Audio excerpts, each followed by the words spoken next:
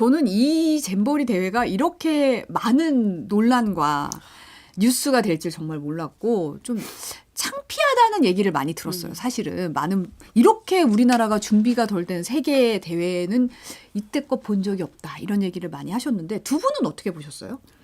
그러니까 진짜 그 B1A4 노래 있잖아요. 네. 이게 무슨 일이야 이렇게 좋은 날에. 그러니까 이런 오래됐네. 얘기를 안 하면 제가 욕을 할 것 같아가지고 방송에서 네. 정말 저는 이 지난 일주일 동안 이 준비 부족과 운영 미숙을 보면서 속에서 진짜 울분이 막 이 정부나 전 정권 뭐 현 정권 할 것 없이 이 정권을 떠나서 이 공직자들에 대한 어떤 생각이나 이런 것들이 우리나라가 이렇게 이 국제 대회를 잘 진행을 못했나 싶기도 했고 그 1,100억 원에 대한 예산에 대해서도 굉장히 막 화가 나는 거예요. 그 운영비 등으로 이제 740억 써였다고 했잖아요. 네. 그래서 뭐 언론에 보면은 이제 외유성 출장에다 아니다 하는데 그것도 또 이해가 안 가는 것이, 그러니까 공무원 한 명당 한번 쉽게 단순하게 생각해서 공무원 한 명당 보통 해외 출장 가면 500만 원 정도 들어간다고 치면 10명이면 한 5천만 원입니다. 100번 갔다 오면 50억이에요. 그 50억도 물론 큰 돈인데 뭐 50억 쓸 수 있다고 쳐요. 그럼 740억 중에 50억 썼다 치고 그럼 나머지 그 600여 원의 돈을 도대체 어디다 쓴 거냐 운영비로. 그러니까 이거는 저는 이 대회를 일단 끝마치고 나서 정말 여기에 대해서 집행 내역이라든지 이런 것은 반드시 한번 국회 차원에서 조사해야 된다 이렇게 생각을 좀 했습니다. 네. 박선민 전 최고는? 저는 이제 사고 친 건 정부인데 왜 부끄러움은 국민의 몫인가 좀 이런 생각을 참 많이 했고요. 사실 네. 지금도 마찬가지라고 생각합니다. 사고 친 건 정부고 제대로 준비 안 해서 지금 엉망진창으로 만든 건 정부의 준비 미숙인데 지금 뭐 BTS까지 소환되고 아이돌들이 예정에 없던 공연들을 해야 되고 이런 거는 굉장히 좀 아티스트에 대한 존중이 좀 없는 처사라고 생각을 하거든요. 네. 그래서 사실 되게 갑질로 볼 수도 있다고 전 생각해요. 뭐 성일종 의원은 본인이 뭐 그럴 의도가 없었다라는 식으로 해명을 하시긴 하셨지만 사실 여당의 정책위 의장까지 하셨던 분께서 글을 올려서 국방부가 뭐 BTS가 공연을 할 수 있도록 최선을 다해달라라고 말씀하시는 거는 누가 봐도 엄연한 뭐 공권력의 약간 횡포처럼 보이지 않습니까? 사실 군복무를 하다 보면 뭐 연습할 거나 이런 기회도 당연히 없었을 거고 그러니까 이런 제반의 이 가수들의 사정이 있는 건데 이런 거를 다 무시하고 지금 약간 잼버리가 거의 망해가는 수준으로 파행에 치닫다 보니까 이걸 긴급하게 수습하려고 왜 이 폭탄 해체반을 K-팝 아티스트들에게 시키냐. 저는 이런 생각이 들어서 되게 좀 가수들한테도 미안하고 또 한편으로는 우리나라에 온 그 수많은 국제 청소년들에게도 되게 미안한 마음이 참 많이 들었습니다. 이렇게 보면 제가 이제 저도 아니 이게 무대에 따라서 동선도 달라지고 좀 연습도 해야 되는데 너무 이 어르신들이 너무 가벼운 일로 생각하시는 그러니까요. 거 같다는 생각이 들어서 좀 화도 나고 그랬더니 누가 암이세요? 이러더라고요. 제가 너무 화를 냈나 봐요. 그래서 저는 케이팝을 사랑하는 사람입니다. 뭐 이러긴 했는데 어떻게 보면 이제 이런 이 세대 간의 생각도 좀 이제 시대가 좀 변하고 있는데 좀 너무 단순하게 생각하신 건 아닌가. 또 이제 그 마음은 이해가 가요. 이 오신 손님들을 좀 잘 대접해서 보내야 되니까 우리의 대표 주자가 누굴까 생각하다 보니까 그 마음은 이해가 가는데 이런 방식들이 이제 좀 지금 좀 맞나 틀린가 이런 얘기가 좀 나오고 있어서 논란이 되는 것 같고 아까도 좀 얘기했던 대로 잼버리 대회 끝나는 대로 이제 준비부실 책임을 나누겠다, 가리겠다 뭐 이러는데 사실은 벌써부터 좀 전 정권 얘기도 나오고 좀 현 정권 얘기도 나오고 이제 네 탓이냐 내 탓이냐 좀 공방으로 번지는 그런 분위기가 좀 읽히거든요. 어떻게 보세요? 책임에 있어서 뭐 현 정권과 전 정권에 저는 다 모두 책임이 있다라고 생각되고요. 뭐 책임의 정도에 대한 차이가 있을 뿐이지 여기에 대해서 뭐 탓하는 것은 글쎄요 뭐 적당한 것 같진 않고요. 근데 다만 두 가지인 것 같아요. 운영 부족, 운영 미숙과 준비 부족인데 일단 운영 미숙에 대해서는 현 정부의 책임이 있을 수 있겠죠. 그러니까 폭염, 뭐 다습한 거, 간척지라는 이 상황들은 바뀔 수가 없는 상황이잖아요. 상수죠. 네. 물론 상수고, 그러니까 1년 전에 저희가 인수인계를 받았고 그렇다면 과연 기본적인 조치를 다 취했느냐. 예를 들면 거기가 이제 4만 3천여 명인가요? 그 잼버리 대회에 오는 분이. 그 새만금 부안군 인구가 한 4만 9천 명 정도 됩니다. 그 간척지에 4만 3천 명, 그러니까 부안군 인구에 해당하는 그 인구, 굉장히 많은 인구가 온다면 어떻게 보면 그 새만금이 하나의 10 며칠 동안 도시가 되는 거예요. 그렇죠. 이 사람들이 쓸 수 있는 급수 시설, 폭염을 대피할 수 있는 시설들 과연 1년 동안 잘 준비가 되어 있었느냐 여기에 대해서는 당연히 조직이 공동 조직이와 어떤 현 정부의 책임이 있을 수 있고요. 아까 조금 전에 말씀드렸던 것처럼 그러면 지난 6년간 충분한 준비 기간에 있었음에도 불구하고 이 1,100억 도대체 어디다 집행했느냐? 그리고 어떻게 준비를 했느냐, 그리고 왜 하필 새만금이었느냐, 여기에 대해서는 분명히 이제 전 정권의 책임도 있겠죠. 그래서 이것은 저는 뭐 전 정권 탓이니 현 정권 탓이니 하는 것 자체가 국제사회의 대한민국 망신이라고 생각되고요. 저는 어쨌든 뭐 정권 탓을 넘어서 이 전반적인 준비 부족과 운영 미숙에 대해서는 반드시 짚고 넘어가야 된다고 생각합니다. 저는 컨트롤하는 주체가 제대로 역할을 좀 하지 못했다라는 생각을 합니다. 그러니까 이게 보면 그 공동조직위원장으로 뭐 여가부가 주무부처로 들어가고 문체부, 행안부 이렇게 다 들어갔는데 조직이 좀 확대 개편이 됐었어요. 3월에. 근데 그렇다고 한다면 다양한 부처가 참여하고 인력풀이 그만큼 늘어났다면 더 준비가 잘 됐어야 되는 게 정상인데 오히려 지금 다 좀 따로 노는 모습을 보여주고 있고 심지어 주무부처라고 하는 여가부 장관의 발언들은 굉장히 좀 어디 달나라에 가 계신 것 같은 느낌이 들 정도로 뭐 우리 정부가 위기 대응 역량을 보여주고 있다. 뭐 이런 식으로 자화자찬을 하시더라고요. 저는 이렇게 심각하게 잼버리 때문에 지금 국제사회에서 우리나라의 국격이 지금 떨어지고 있고 심지어는 한국에 대한 신뢰마저 떨어지고 있는 상황인데 이게 지금 부산 엑스포나 이런 거에 영향을 줄 수도 있는 거 아니냐라는 좀 아무런 전망까지 나오고 있잖아요. 이런 심각한 상황에서 아직도 이 사태의 심각성을 제대로 알지 못하고 계신 것이냐 이런 그 여가부 장관의 인식에 대해서 짚지 않을 수가 없고 그뿐만 아니라 사실 여가부 장관이 그 지난해 국정감사 때 민주당 이 새만금을 지역구로 두고 있는 의원이 지적한 것들이 꽤 많아요. 뭐 네. 폭염 대책, 아니면 뭐 해충 방역, 그리고 또 코로나 감염 문제에 대해서 어떤 대책을 제대로 세우고 있냐라고 되게 날카롭게 지적을 했는데 호언장담을 한단 말이에요. 준비 잘하고 있고 잘 되고 있다라고 되게 당당하게 이상민 장관도 그렇게 얘기를 하시고 뭐 여가부 장관도 말씀을 하셨는데 사실 현장 답사까지 갔던 이상민 장관이 뭘 했는지 잘 모르겠고 주무장관인 여가부 장관이 도대체 이 혼란 속에서 어떤 중심을 잡고 일을 제대로 하고 있느냐 이런 걸 봤을 때 되게 다 총체적으로 무능한 거예요. 그래서 이게 지금 뭐 책임 소재를 저는 분명히 따져야 되고 이 문제 뭐 감찰 필요하다면 감찰도 해야 된다 생각하지만 정말 이게 단순히 지금까지처럼 이 정부가 해왔던 것처럼 하급 직원들만 건드려서 될 일은 아니다. 일선 공무원들만 건드려서 될 일이 아니라 제가 봤을 때 이건 장관 경질을 해야 된다라고 생각이 드는 수준의 참담한 수준이다라고 보여집니다. 여당에서는 사실은 이제 기반 시설이 전 정권에서 이제 역할을 했어야 한다. 뭐 그런데 어떻게 보세요? 전임 정부 책임 어느 정도라고 보시는 거예요? 전임 정부의 책임도 분명히 저는 있다라고 생각해요. 그러니까 이 기간 동안 제가 오늘 뭐 언론사의 사설 보다 깜짝 놀랐던 게 그 샤워장 급수 시설을 올 3월에 끝냈다고 그 발주가 시작됐다고 하더라고요. 그러니까 이 도대체 6년의 준비 기간 동안 뭘 했냐. 그리고 아까 박성민 전 최고 이제 그 민주당 의원 여가부 장관을 향한 이제 질의했던 그 의원 말씀하셨는데 물론 여가부 장관 전 분명히 질책해야 된다고 생각되고요. 그 질의했던 그 의원님도 사실 그 준비 기간 6년의 준비 기간 동안 청와대 지역균형 발전 비서관실에서 근무하셨었고 전북도 부지사신가요? 그 기간에 부지사 역할도 하셨었고 분명히 이분도 이 기간 동안에 굉장히 많은 이 전북도에서 집행해야 할 이 잼버리 대회에 분명히 실무적인 책임도 분명히 있으셨을 거예요. 그러니까 도대체 이 전북도라든지 이 전체적으로 지난 6년간 뭘 했는가 여기에 대해서는 분명히 전임 정부의 책임도 있을 수 있겠죠. 근데 여기서 전임 정부 탓이니 현 정부 탓이니 이렇게 논하는 것 자체가 저는 글쎄요. 그러니까 뭐 그거는 계속 정쟁화로 흘러가는 것 같고요. 그러니까 저는 박성민 전 최고 말씀하셨듯이 반드시 여기에 대한 책임에 따라서는 그 어떤 질책이나 이런 것이 분명히 있어야 된다고 생각합니다. 이낙연 전 총리가 평창 올림픽 경우에는 문재인 대통령 취임 후 9개월, 내각 구성 후 8개월 만에 열렸다.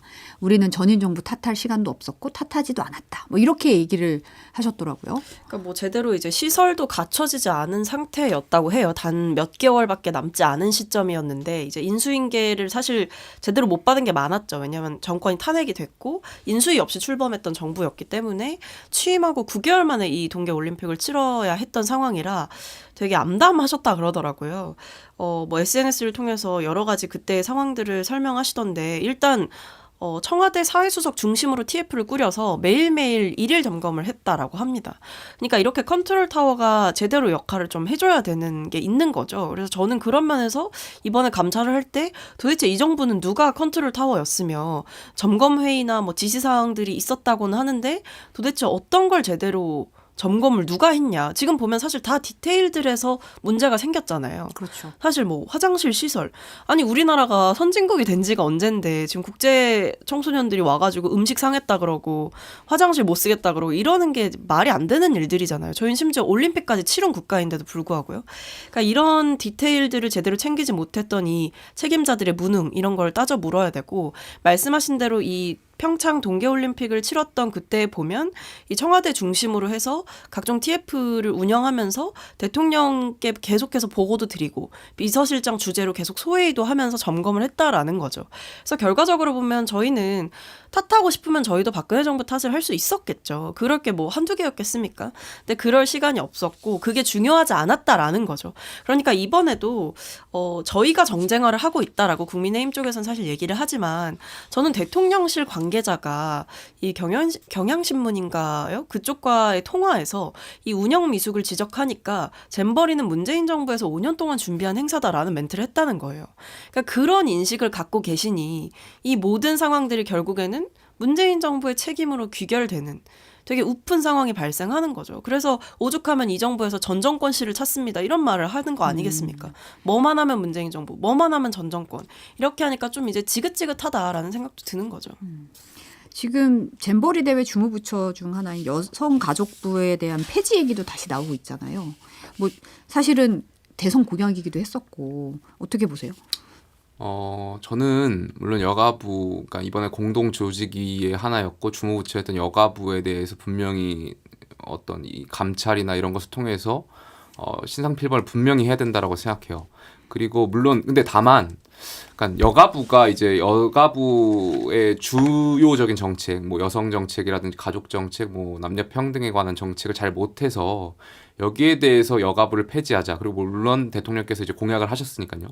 그랬다면 뭐 여기에 대해서 논의할 수 있겠습니다만 잼버리 대회를 가지고 물론 여가부가 잘못한 것을 가지고 여가부 폐지로 가는 거에는 저는 좀 일단 반대를 해요. 그러니까 분명히 여가부 폐지는 이제 여가부의 나름대로 어떤 정책을 가지고 봐야 되는 것이고 이 잼버리를 잘 못했다라는 것을 만 가지고 여가부 폐지는 그 논리는 좀 맞지 않다 저는 생각합니다. 그러니까 저는 이런 습관적 여가부 폐지론에 대해서 굉장히 염증을 느낍니다. 그러니까 뭐만 하면 어떤 방식으로든 이제 여가부라는 이 부처를 공격하기 위한 명분으로 이 모든 사안들을 삼는 것 자체가 좀 이해가 안 돼요. 그러니까 저는 만약에 이런 뭐 일각에서 나오는 여가부 폐지론이 여가부라는 부처의 폐지를 주장하는 게 아니라 여가부 장관을 사퇴해야 된다. 여가부 장관은 또는 경질해야 된다. 이런 얘기였으면 차라리 저도 쌍수 들고 환영했을 것 같습니다. 그럴 만한 사유니까요. 근데 여기에 대해서 뭐 공동조직위원장으로 자리하고 있는 행안부나 아니면 사실 행안부 같은 경우에도 그동안 우리나라에 일어났던 짧은 시간에 일어났던 참사들이 이렇게 많음에도 불구하고 장관이 제대로 책임지지 않고 있는 이 행태 이런 것들에 대해서는 제대로 얘기하지 않으면서 이때다 싶어서 습관적으로 여가부 폐지를 꺼내드는 거는 되게 얄팍한 정치적 술수에 불과하다라고 생각합니다. 어떻게 보면 이제 폐지가 거론됐던 장관을 줌으로 앉힌 게 문제다. 이런 시각도 얘기가 있긴 하더라고요. 아무래도 좀 힘이 빠지는 거 아니냐. 정말 중요한 대회였으면 이 주간부터 좀 더 챙겼어야 되는 거 아닌가. 뭐 이런 얘기도 나오더라고요. 뭐 공무원들 얘기 들어보면 뭐 중앙부처 공무원들이어가지고 이제 뭐 의견 좀 다를 수 있겠습니다만 그 각 부처마다 역량이 조금씩 다르다고 해요. 여가부가 이러한 세계 대회를 치러본 경험도 없고 사실 여가부 공무원분들이 그렇다 보니까 잘 못한 부분도 분명히 있고 그다음에 세계 스카우트 연맹 아까 조금 전에 이제 평창 올림픽 얘기하셨는데 IOC라든지 올림픽의 조직위가 이 잼버리 조직위하고의 또 역량 문제도 있을 수 있고요. 스카우트 연맹과 IOC 간에 그러니까 저는 며칠 전에 그 세계 스카우트 연맹 사무총장이 이 잼버리 역사 100년 동안에 이렇게 복합적인 위기는 처음 본다라고 이제 말씀하셨던 것 같은데 그러니까 돌려서 이제 대한민국을 비판하셨겠죠. 그러니까 이 총체적인 이 무능에 우리가 정말 공직사회가 반성해야 된다 생각합니다. 저는 다른 건 아니고 뭐 다 필요 없고 화장실 샤워실이 더러워서 못 쓰겠다는 얘기가 나왔다는 거는 뭐 이런 운영의 문제가 아니라 이건 사실은 가장 기본적인 문제거든요. 그렇죠. 이게 어떻게 보면 아유 그걸 더러워서 못 쓸 정도로 지금 뭐 변비에 걸렸다 이런 얘기가 나오는 거는 좀 너무 창피하더라고요, 뭐 사실. 제가 현장을 안 가봐서 모르겠는데 뭐 푸세식이었다 뭐 이런 얘기도 있고. 포세식이었다고 하더라고요, 그런데. 이제. 뭐. 근데 저도 이제 군에서 공사장교를 해봐서 아는데 그 예산 투입해가지고 충분히 깨끗하고 정말 쓸 수 있는 이동형 화장실 다 구축할 수 있었는데 그럼요. 네. 도대체 그 예산 다 어디 갔나? 그러니까 시간이 없었던 것도 전 아니라고 생각하거든요. 뭐 한덕수 총리도 보면 뭐 지시를 몇 번이나 뭐 하고 뭐 심지어 대통령도 나서서 본인이 명예 총재니까 뭐 예산도 전폭적으로 지원하겠다 이런 식으로 공언까지 하신 멘트들이 다 남아 있습니다. 근데 그 몇 달 동안 사실 저는 몇 달만 준비했어도 그런 위생 문제 이런 거는 충분히 다 대비가 되는 시스템이라고 생각하거든요. 근데 이거에 대해서 전혀 준비가 안 돼 있었다는 게 놀랍고 심지어 현장 점검이다 뭐다 하면서 미리 사전에 다 답사를 해본단 말이에요. 특히 고위직들은. 그렇죠. 뭐 실제로 국민의힘 지도부도 7월 말쯤인가요? 직접 가보셨더라고요. 가서 설명도 듣고 시설도 보고 이상민 장관도 현장 답사 다 했습니다. 근데 그때 도대체 그분들은 뭘 본 건가 싶더라고요. 현장에서 충분히 지적할 수 있는 문제, 뭐 더위에 대한 거는 뭐 어떻게 준비를 하고 있냐 이런 기본적이고 디테일한 질문들을 왜 제대로 그 누구도 챙기지 않았나라는 아쉬움이 되게 많이 남습니다. 다음은 민주당 혁신위 얘기 잠깐 해볼게요. 네. 내일 이제 이게 연기가 돼서 내일 이제 대의원제 손질 골자로 한 혁신안 내놓을 것 같던데 당내 분위기는 어때요?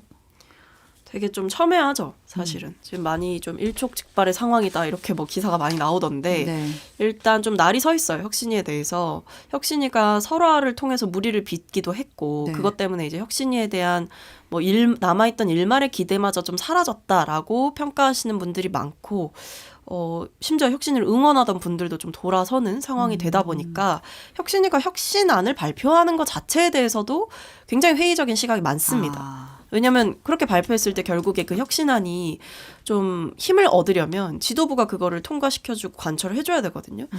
근데 그게 좀 가능하겠냐 사실은 그런 시각이 일단 있는 거고 두 번째 내용의 문제죠.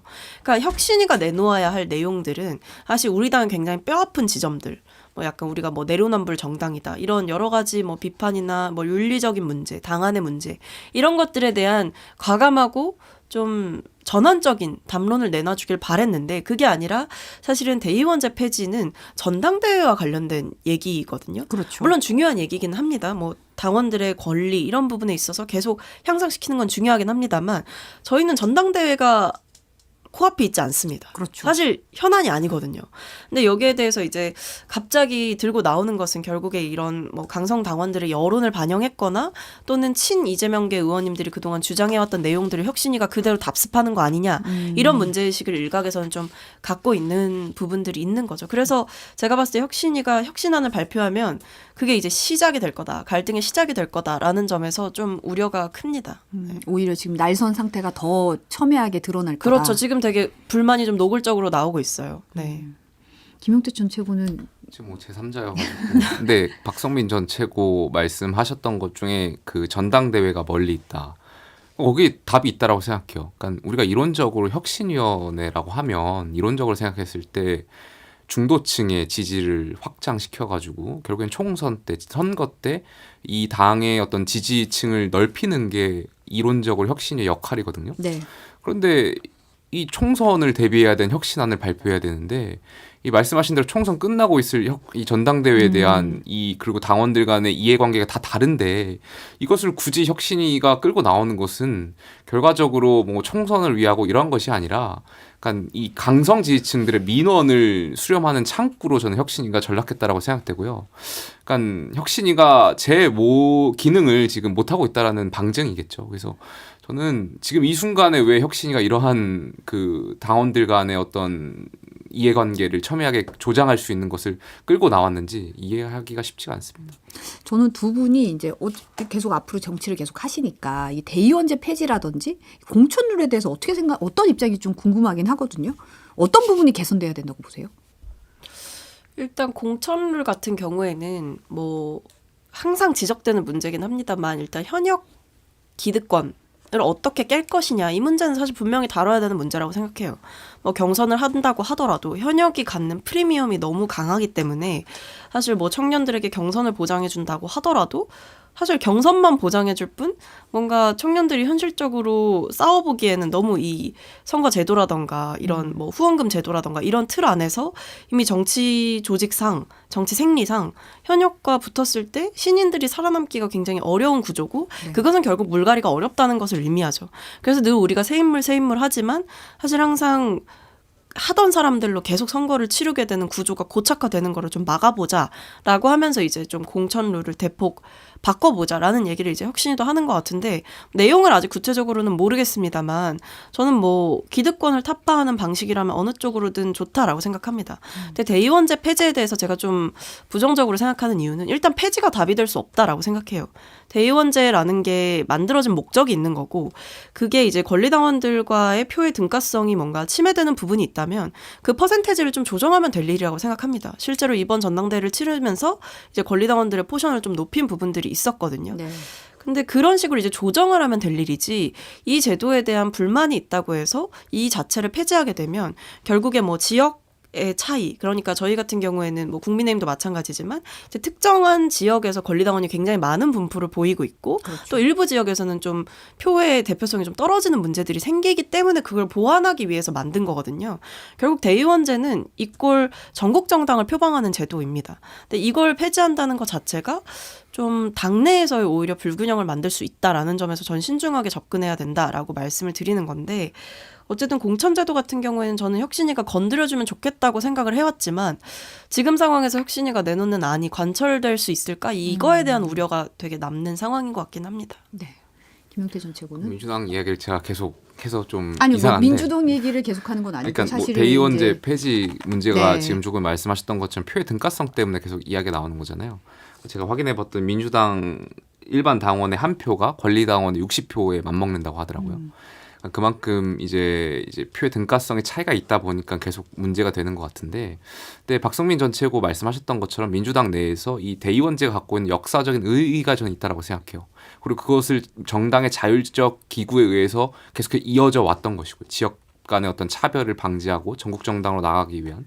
그래서 저는 이걸 지금 이 순간에 폐지하는 것은 글쎄요 좀 그 정당이 어떻게 걸어온 길을 바꿔가는 것 같아가지고 저는 맞지 않다라고 생각되고요. 공천 룰은 저는 늘 개인적으로 생각하는 게 권력이 권력을 재생산하는 구조로 깨야 된다라고 생각해요. 대한민국의 민주주의가 저는 제대로 시작된 것이 87년도 대한민국 대통령을 국민들이 직접 뽑았다라는 것에 대해서 저는 의미가 있다고 생각되거든요. 그런데 국회의원을 잘 생각해 보시면 국민이 과연 직접 뽑나? 이렇게 생각 한번 해보시면 될 것 같아요. 그러니까 물론 직접 뽑죠. 근데 정당의 공천 과정에 정당이 이제 후보자를 추천한 과정에 국민이 참여할 수가 없잖아요.